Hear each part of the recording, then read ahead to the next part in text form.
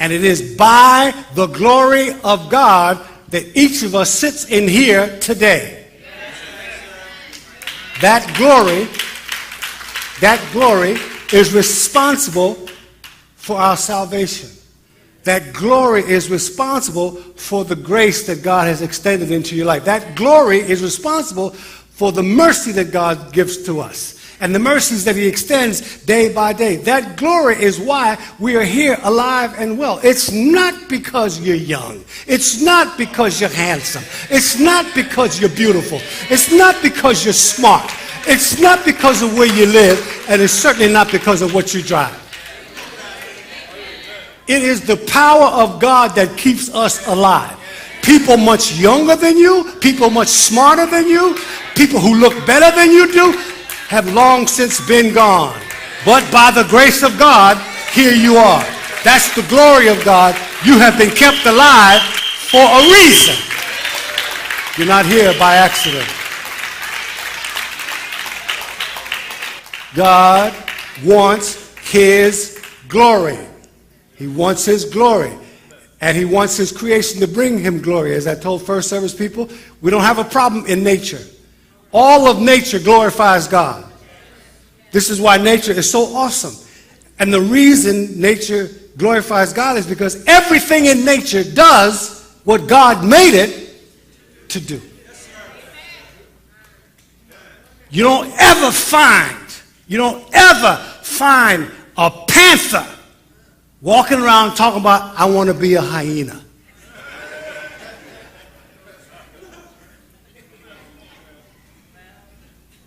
You don't find a rabbit running around hoppity, talking about, I wish I was a turtle and had a shell. The reason these creatures are so magnificently beautiful is because you can see in their eyes that they are what they are, they know what they are, they're comfortable with what they are, and they're going to be nothing but what they are. And then God gifted, that's why they bring God glory. And further, if you were to walk in the forest or on the beach, you get inspired because you're surrounded by life. You're surrounded by butterflies and bees and caterpillars and birds and leaves and trees and bushes and worms and you're surrounded by life, and all of that life is simply doing and being what God made it to do and be. And when you walk amongst that, you can't help but be inspired, because everything is doing and being what God made it to do and be, and thereby bringing God glory. In the human condition, we are a part of God. We are, in fact, the crown of God's creation.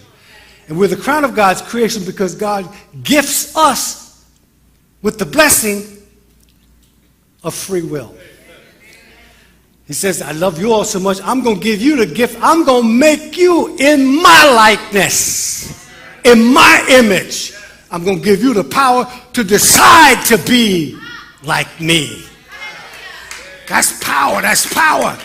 All of nature has only one choice: to be what they were made to be. And God gifts us with the power to make a decision, because therein lies true glory.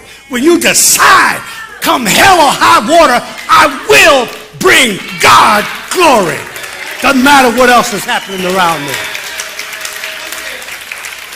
That's true glory. When you have a choice to decide to go left or go right, and you on purpose say, you may be trying to get me to go left, you may be trying to get me to put God down, you may be trying to get me to turn away from God, but I decide and I determine I will not change my mind. I'm going in the direction of God. That's true glory, when you decide to glorify God.